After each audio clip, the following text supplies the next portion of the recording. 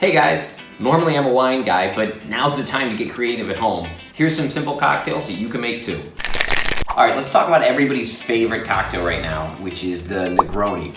Really delicious, especially if you like bitter. It's perfect for a good aperitif cocktail. We're gonna start with Campari, and this is where our bitter comes from. This is a bitter Italian liqueur. Next, we're going to do Carpano. This is a sweet vermouth. So this is where you're gonna get that little bit of sugar. And now here's the question. A lot of people like their Negronis equal parts, but it's a hot debate. Some people will say you should do double the amount of gin that you would the other parts. I kind of go right in between. So I'm doing an ounce of Campari, an ounce of sweet vermouth, and I'll probably do maybe like an ounce and a half of gin, just to give it a little more boost, a little more spirit forward. But that's totally up to you and your preference. The reason we stir versus shake is there's no citrus in this drink. You only need to shake when you have citrus in the cocktail. Otherwise, you can stir. It keeps the cocktail a little more clear.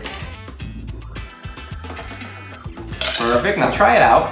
If it doesn't have the dilution level you like, just give it a couple more seconds. And it'll continue to dilute as the ice cube melts. And finally,